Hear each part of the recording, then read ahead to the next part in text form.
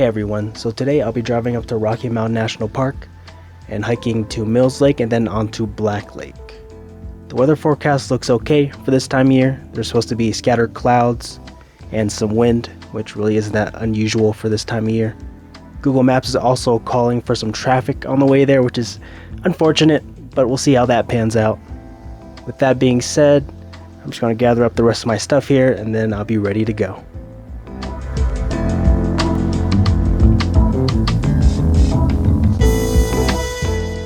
Alright, just to update here while I'm driving to Rocky Mountain National Park.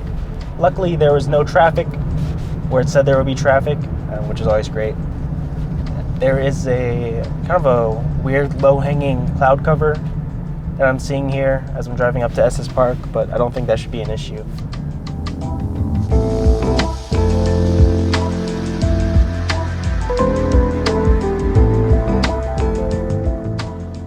Just got to the Glacier Gorge trailhead. The road after you get into Rocky Mountain National Park, it's mostly covered in snow and ice, but it's surprisingly grippy, which I guess is nice. The Glacier Gorge trailhead does have a good amount of cars in it, but it's not completely full. It is Friday, so maybe a little busier than like in the middle of the week, but definitely not like the weekends. I'll get my stuff on and we'll hit the trail and see what it's looking like.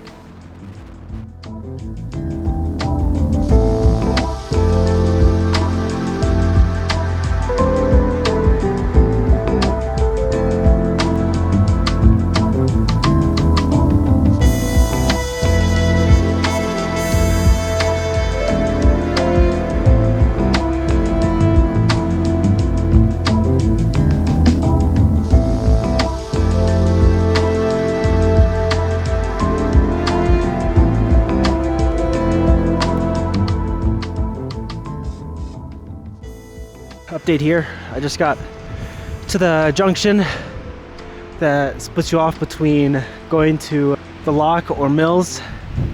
I'll keep trudging along and we'll see what we can get done.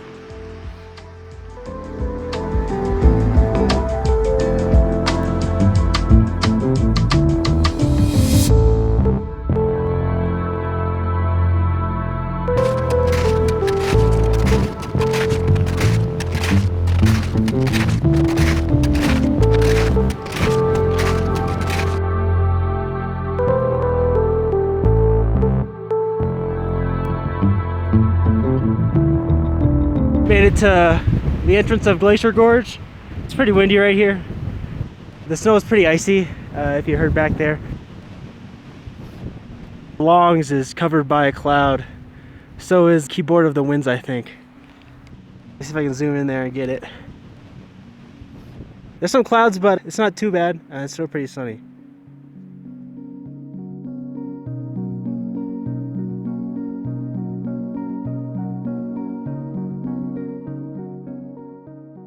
Okay, so made it to Mills Lake in an hour and 4 minutes. Yeah, I'm not gonna stay here too long. I just kind of want to get to Black Lake as quickly as possible. The good thing about the winter route though is I think you can go straight across the lake here instead of kind of meandering around the sides. That should cut off a little time. But yeah, it's looking good so far.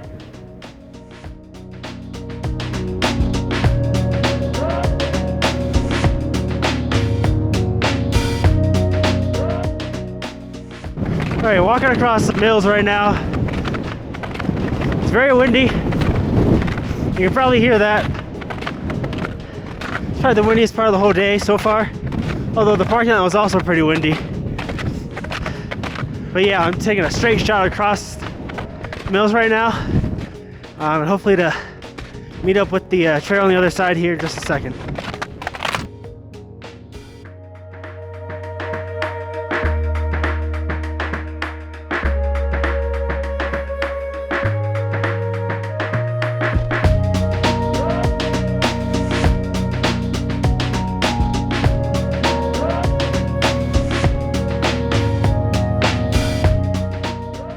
I think about halfway to Black Lake.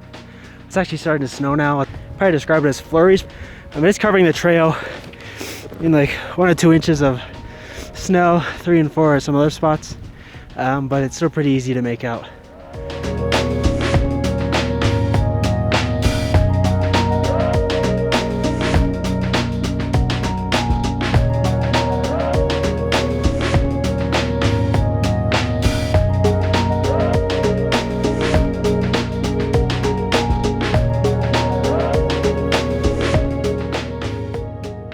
Alright, so I just made it to Black Lake. It took me 2 hours and 30 minutes on the dot.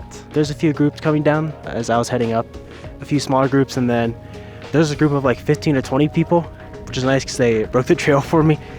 It's gusty at Black Lake right now. It comes in like pretty strong gusts, but then it calms down. It's pretty nice.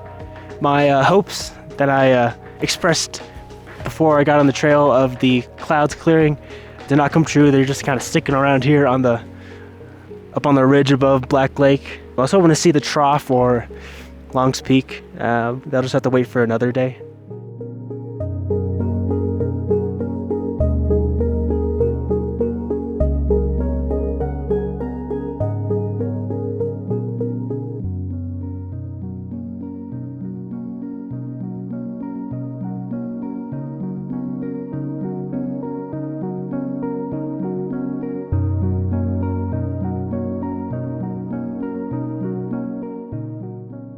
Alright, so from the trailhead to Mills, you probably can do it pretty easily in micro spikes.